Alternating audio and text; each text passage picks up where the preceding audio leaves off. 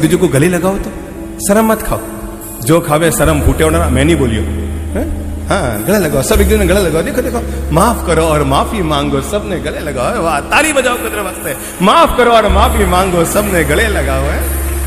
अगर आपको लगता है इस पंडाल में ऐसा कोई शख्स बैठा है जिसके साथ आपकी बोलचाल कम हो गई है, मंद हो गई है, बंद हो गई है, शर्म मत खाना, झट से उठकर उसके पास जाना और जाकर कहना, भाया आपा जोधपुरा लोग हाँ, आपा जबान में कड़वाट रखा, मन में गांठ रखा, आपा ने शोभा नहीं देवे, अरे आपा तो प्रेम रखा, आपा तो मिठास रखा, जोधपुरी मीठी कचौड़ी नहीं खावा, आपा तो अपनी मीठी जबान रखाने ही दुनिया में पहचाने आ जाओ।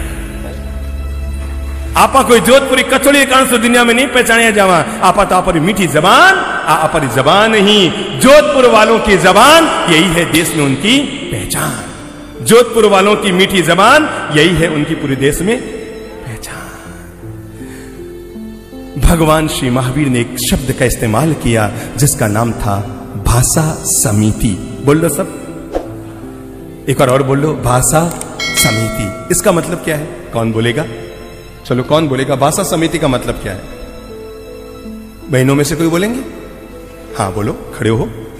हमारी भाषा संयुक्त हो, यानी हमारी भाषा में मिठास हो, विनय हो, विवेक हो, और हम दूसरों के साथ वैसा ही व्यवहार करें जैसा कि हम कर सकते हैं, वैसे भगवान श्री महावीर ने 2600 साल पहले जोधपुर वालों की भाषा पूरे देश को सिखाने के लिए अपनी तरफ से पाठ पढ़ाया था और उन्होंने कहा, मेरे भाई और किसी संयम का तुम पालन करो या न करो, और कोई संयम तुमसे पल जाए तो अच्छी बात, न पले तो अच्छी बात, पर एक संयम का जरूर जीवन में पालन करना। और संयम का नाम था भाषा समिति। और भाषा समिति का मतलब होता है जब भी बोलोगे संयम से बोलोगे।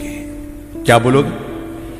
ये नहीं कहा कि जब भी बोलोगे तो तुम कोई कपड़ा हाथ में लेकर या बांध कर बोलोगे, वो रखो तो अच्छी बात है, पर न रख पाओ तो भगवान ने कहा एक चीज का तो जरूर विवेक रखना। वो क्या था? जब भी बोलोगे भाषा समिति से बोलोगे, विवेक से बोलोगे। जो विवेक से बोलता है उसके कभी पाप कर्म का बंधन नहीं होता। तो जीवन में निर्णय कर लो, मैं जब भी बोलूंगा विवेक से बोलूंगा, जब भी बोलूंगा शालीनता से बोलूंगा। याद रखना, मीठे वचन प्रेम के पुल बनाते हैं और कड़वे वचन द्वेष की दीवारें खड़ी करते हैं। दिमाग में ले लो, मीठे वचन क्या बनाते हैं?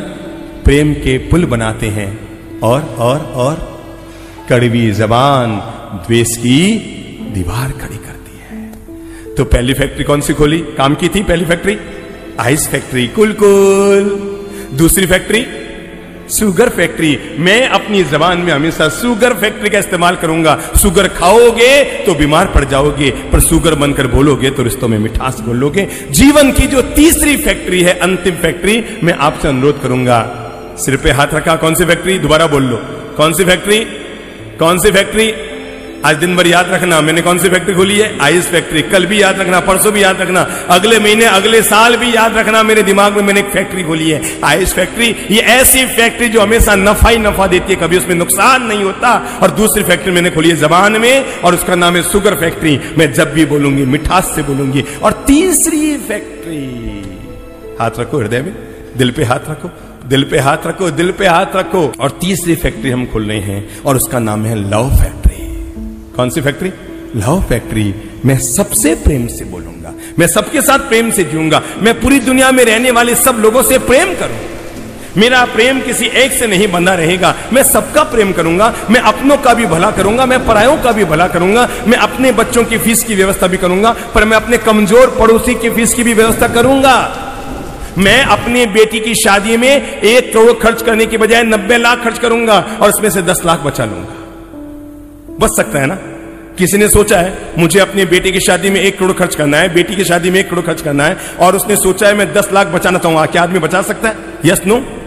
बचा सकता है ना? थोड़ा संयम से खर्चा करेगा तो आदमी आराम से बचा लेगा। पर काम ये करूंगा, मैं अपने प्रेम और प्यार को केवल अपने घर तक सीमित नहीं रखूंगा। मैं लव फैक्ट्री खोल रहा हूं, सबके लिए मेरा मन है, सबके लिए मेरी भावनाएं हैं, सबके लिए मेरी मन की इच्छाएं हैं। मैं अपनी बेटी की शादी में 90 लाख खर्च करूंगा, पर 10 गरीब बच्चों की, गरीब लड़कियों की शादी के लिए 1-1 लाख लगाकर उन 10 घरों की जिंदगी में भी रोशनी पैदा करूंगा, क्योंकि मैं लव फैक्ट्री खोलूंगा। कौन सी फैक्ट्री? कौन सी फैक्ट्री? मैं दिल में सबसे प्रेम करूंगा, किसी से नफरत नहीं करूंगा। मेरा प्रेम है, सबसे प्रेम है, इनसे भी प्रेम है, उनसे भी प्रेम है, अपनों से भी प्रेम है, गैरों से भी प्रेम है। मैं सबको चाहूंगा, सबका भलाई का काम करूंगा। मेरे मन में लव रहेगा। मेरे मन में क्या रहेगा? लव रहेगा, प्यार रहेगा। मेरा प्यार केवल वो प्यार नहीं होगा किसी एक तक सीमित हो। मैं पूरी धरती के लिए अपनी दिव्य भावनाएं, अपनी दिव्य सेवाएं, अपनी दिव्य मन की भावनाएं मैं सबके लिए अपनी ओर से समर्पित करूंगा। प्रेम दीजिए, प्रेम लीजिए। अपने स्टाफ को जब दिवाली आए ना, तो केवल सामान ही मत दीजिए, उसको गले लगाकर सम्मान भी दीजिए। जब दिवाली होली आए तो उसे राशन का केवल थैले में सामान मत दीजिए। अगर आप दे सकते हैं, वो जीवन भर आपको याद रखेगा कि आपने उसे जाते समय दिवाली को गले लगाकर आई लव यू कहा और उसको जो सम्मान दिया। सामान तो 3 दिन में खत्म हो जाएगा, पर सम्मान उसे जीवन भर अपनी ओर से याद रहेगा। एक अमीर पति पत्नी गए थे अनाथालय में किसी बच्चे को गोद लेने के लिए।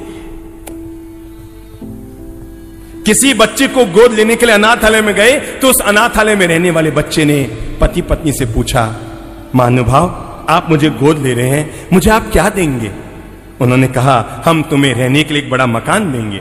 अनाथ बच्चे ने कहा, साहब, ये तो हम जिस मकान में रह रहे हैं ये बहुत बड़ा मकान है, छोटा थोड़ी है। कहा, हम तुम्हें खाने के लिए अच्छी अच्छी टॉफियां और अच्छे अच्छे चॉकलेट्स, ये सब हम तुम्हें देंगे। बच्चे ने कहा, यहां तो खूब लोग दान में देकर जाते हैं, हम दिन भर यहां टॉफियां खा रहे हैं, चॉकलेट खा रहे हैं, डेयरी मिल्क खाते खाते तंग आ गए, दिन भर यहां लोग हमें खिला रहे हैं। अच्छा, आप हमें क्या देंगे? पति पत्नी फिर सोचने लगे, हम इन्हें क्या देंगे? हम तुम्हें सुंदर सुंदर कपड़े देंगे। हाजी साहब, लोग यहां पर इतने दान में कपड़े देकर जाते हैं, हम सबके 20-20 ड्रेस हैं। तो उन्होंने इस बच्चे से पूछा, बोल बेटा, तुम हमसे क्या चाहते हो? तो उसने कहा, मुझे आपका धन भी नहीं चाहिए, लोग यहां पर देकर जाते हैं, बड़ा मकान भी नहीं चाहिए, लोगों ने धर्मार्थ ये बना रखा है, भोजन भी नहीं चाहिए, लोग रोज यहां खिलाकर जाते हैं, चॉकलेट नहीं चाहिए, लोग अपने बच्चों के जन्मदिन पर हम ही लाके चॉकलेट खिलाते हैं, और हमें सुंदर कपड़े नहीं चाहिए क्योंकि लोग यहां पर दान में बहुत कपड़े दे रहे हैं। उन्होंने पूछा, बोलो बेटा, तुम्हें क्या चाहिए हमसे? कहा, मुझे आपसे केवल माँ बाप का प्रेम चाहिए क्योंकि वो मैंने जन्म से नहीं पाया है। इस अनाथ बच्चे ने वो माँ बाप का प्रेम अपने जन्म से नहीं पाया है, इसलिए आप दे सकते हैं ना, तो मुझे मकान, दुकान, कोठी, जमीन, जायदाद, कपड़े, लत्ते, मीठे मिवाइयां मत दीजिएगा। अगर आप दे सकते हैं, मुझे गोद लेते हैं, मुझे प्रेम दीजिएगा क्योंकि जन्म से मैंने आज तक किसी से पाया नहीं है। ये मैं यही कह रहा हूं, अपने दिल में खोलिए लव फैक्ट्री। कौन सी फैक्ट्री? Love factory. हम मिठास से रहेंगे, मिठास से बोलेंगे, मुंह फुलाकर नहीं रहेंगे, मुस्कुरा कर रहेंगे। क्या मैंने कहा? मुंह फुलाकर नहीं रहेंगे, जब देखो तब मुंह फुल रहा है। हम जब भी रहेंगे मुस्कुरा कर रहेंगे, आनंद से रहेंगे, प्रेम से बड़े रहेंगे, विनम्रता से जिएंगे, सबके लिए दिल में जगह बनाकर जिएंगे, सबके काम आएंगे, सुख दुख के सहभागी बनेंगे, एक दूसरे के लिए जीवन के हिस्सेदार बनेंगे, एक दूसरे के सुख दुख के हम हिस्सेदार बनकर अपने प्यार को सब लोगों के लिए बांटने की कोशिश करेंगे। एक प्यारी सी घटना सुनाकर फिर आपको यहां से विदा कर रहा हूं आज के लिए।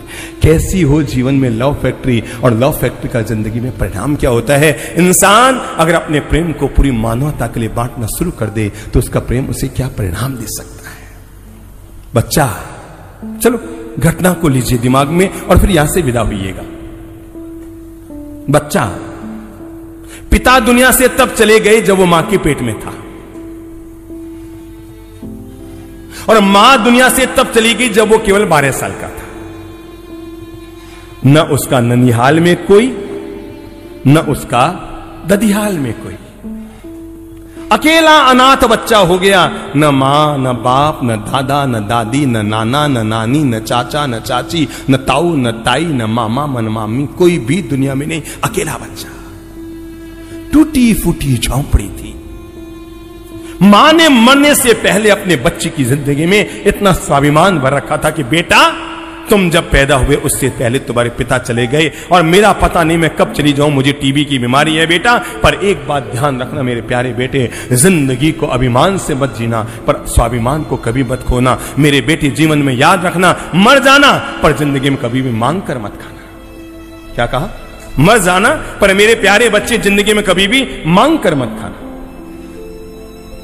बच्चा जिंदगी भर मां की जीती जी और जाने के बाद भी अपनी जेहन में इस बात को उतार चुका था, मर जाऊंगा पर मांग कर नहीं खाऊंगा। मां चली गई, बाप चले गए, घर में जो 2-4 आने थे वो 5-10 दिन में खत्म हो गए। क्या खाया जाए? सरकारी स्कूल में पढ़ने वाला वो बच्चा स्कूल से निकल कर आता, मां ने कहा था मांग कर मत खाना मर जाना, और तब बच्चे ने निकला अपने घर से बाहर काम की तलाश में। दिन भर चलता रहा, कोई काम न मिला। अनजाने बच्चे को कौन काम दे? घर घर जाकर कहता मुझे कोई काम दीजिए, मुझे कोई काम दीजिए। सब कहते हम तुम्हें नहीं जानते, हम तुम्हें नहीं जानते। पूरा दिन खाली गया। पहला दिन काम न मिला तो दाम न मिला, और दाम न मिला तो भोजन न मिला, भूखा सो गया। दूसरे दिन भी काम न मिला तो दाम न मिला, और दाम न मिला तो भोजन न मिला। तीसरा दिन 14 साल का बच्चा भूख के मारे चक्कर आने लग गए, निकला घर से बाहर कमाई करने के लिए। दोपहर के 3 बज गए थे, भटकते भटकते, पर 1 पैसे की कमाई ना हुई। बच्चे को लगा उसका पेट अब अंदर धंसता जा रहा है, माथे में चक्कर आते जा रहे हैं, आंखों के आगे अंधेरी छाती जा रही है। उसे लगा कि अब वो खड़ा नहीं रह पा रहा है, और उसे लगा कि अब वो गिर जाएगा, मर जाएगा, जिंदगी खत्म हो जाएगी। मां ने कहा था मर जाना पर मांग कर मत खाना, मैं कैसे जीऊंगा। और तभी उसका शरीर जवाब देने लगा। सामने एक अमीर आदमी का घर था, और वो गया उस घर के बाहर, दरवाजा खटखटाया। अंदर से एक संपन्न महिला निकल कर आई। कहा बोलो बेटा।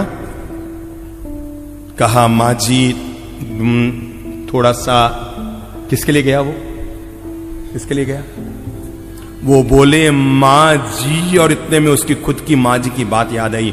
बेटा मर जाना पर मांग कर मत खाना।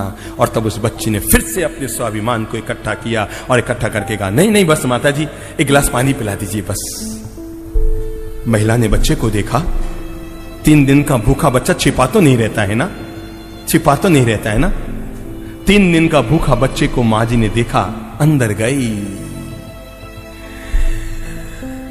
उसी दिन घर में कोई समारोह था, और केसर का दूध बना हुआ था, और बचा हुआ दूध फ्रिज में पड़ा था। एक बड़ा वाला लोटा भरकर फ्रिज का लेकर आई, और लाकर बच्चे से कहा बेटा पानी तो क्या पीता है, चल तू दूध पी ले। भूखा बच्चा, 3 दिन का भूखा बच्चा, और उसने वो 1.5 लीटर का लोटा एक ही सांस में गड़गड़ गड़गड़ गड़गड़ गड़गड़ गड़गड़ करके पूरा दूध पी गया। जेब में हाथ डाला, इस वाले जेब में, उस वाले जेब में। कहा मां जी मुझे नहीं पता मैं आपको दूध के बदले क्या दूं, अभी मेरे पास कुछ नहीं है। अरे उस महिला ने कहा बेटा क्या बात करता है, इंसान और इंसान में खाने पीने की कोई लेन देन थोड़ी होती है। अरे आज तू हमारे यहाँ आया, तूने यहाँ दूध पिया, कल कोई तुम्हारे यहाँ आए तो तू उसको भी खिलाना पिलाना। जिंदगी में हमेशा दूसरों के काम आना बेटा, जिंदगी में हमेशा दूसरों के काम आना। किसी आदमी को अगर ये पता करना हो कि आज मेरे पुण्य का उदय है कि नहीं, तो एक बात में पता कर लेना, आज मैं किसी को खिलाकर खुश हुआ या खाकर खुश हुआ। अगर मैं खिलाकर खुश हुआ तो समझना मेरे पुण्य का उदय है, और केवल खाकर खुश हुआ तो समझना आज जीवन में पुण्य का उदय था ही नहीं। बच्चा चला गया। 5 साल बीते, 10 साल बीते, 15 साल बीते, 20 साल बीते, 25 साल बीते। वो महिला बीमार पड़ गई, बूढ़ी हो गई, और बीमारी भी सामान्य नहीं, उसे कैंसर हो गया। और कैंसर भी ऐसा पूरे शरीर में फैल गया। शहर में इलाज कराया, गांव में इलाज कराया, जयपुर लेकर गए, वहां इलाज कराया, पर कोई उपचार लागू न हुआ। और अंततः इधर बीमारी बढ़ रही थी, उधर घर खाली हो रहा था, पैसा निकलता जा रहा था, इलाज में निकलता जा रहा था। करीबन 50-60 लाख रुपए इलाज में पानी हो गए। मुंबई आए, एक कैंसर की अस्पताल में अपने इलाज के लिए पहुंची। बच्चों ने कहा मां जी आप चिंता मत करना, हमारे पास अभी तक एक प्लॉट और है, हम उसे भी बेच देंगे, पर आपको बचाएंगे, आपका पूरा इलाज कराएंगे। मां बार बार कहती बेटा मेरे इलाज में तुम खत्म हो जाओगे, मेरे इलाज में तुम खत्म हो जाओगे। बच्चों ने कहा मां सब आपका दिया हुआ है, क्या खत्म होगा, अगर आप बच गए तो दुनिया में दौलत तो फिर वापस कमा लेंगे। रोज कहते बच्चे।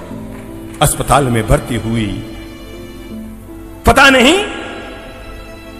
उन्हें यह इशारा दिया गया, जब अस्पताल के मालिक ने कागज देखा, पर्ची देखी, नाम देखा, फोटो देखा, तो इशारा किया गया कि इनसे एडवांस लेने की जरूरत नहीं, जब जाएंगे तो पूरा हिसाब एक साथ कर देंगे। महिला का इलाज होना शुरू हुआ। 1 दिन, 2 दिन, 3 दिन, 5 दिन, महीना, 2 महीना, 3.5 महीने तक वो कैंसर से ग्रस्त महिला वहां पर इलाज के लिए रही। रोज कहलाती नीचे भाई साहब आपका जो भी बिल हो दे दो, तो वहां से यही आता, जब आप जाएंगे साथ में आपका हिसाब हो जाएगा। आज डिस्चार्ज होने वाली थी महिला, ध्यान से सुनना, आज वो महिला डिस्चार्ज होने वाली थी, उसे छुट्टी मिलने वाली थी। अंदर से कांप रही थी, पता नहीं कितने लाख का बिल आएगा। अरे मेरे बच्चों का एक प्लॉट बचा है, क्या ये भी बिक जाएगा? मेरे बच्चों का केवल एक प्लॉट बचा है, क्या ये भी मेरे इलाज के लिए बिक जाएगा? तय समय पर जब रवानगी का समय आया, इधर दोनों बच्चे, इधर दोनों बहुएं, उनके पति खड़े थे और तभी उस रूम में लिफाफा आया अस्पताल के बिल का। क्या आया? कवर आया अस्पताल के बिल का, और लाने वाले सीधा महिला के हाथ में दिया। माता जी ये आपके बिल। महिला घबराई, पता नहीं कितने लाख का बिल होगा। और तब महिला ने लिफाफे को खोला, उसमें बिल तो नहीं निकला, एक छोटा सा खत जरूर निकला। खत निकला, चिट्ठी निकली, और चिट्ठी को जैसे मां जी ने खोला तो आंखों में आंसू बह आए। और चिट्ठी में लिखा था, प्यारे माता जी, जिस दिन आप अस्पताल में आए मैं पहचान गया, आपने बिल चाहा है ना? अरे आपने अपना बिल का भुगतान तो आज से 25 साल पहले ही कर दिया था। आज मैं वापस आपके बिल का भुगतान कर रहा हूं और आपको खुशियों से यहां पर विदा कर रहा हूं। और वही एक गिलास दूध वाला बच्चा जो एक दिन आपके घर पर एक लोटा दूध पी के गया था, आज वापस दूध को उतारने का मौका आया। मां जी सच्चाई तो ये है, ये बच्चा जिसने आपके घर पर एक लोटा दूध पिया था, आज वही बच्चा इस अस्पताल का मालिक बना। और मैंने कुछ नहीं किया है, आपने अपना बिल का भुगतान तो 25 साल पहले कर दिया था, मैंने वापस भुगतान करने का प्रयास किया।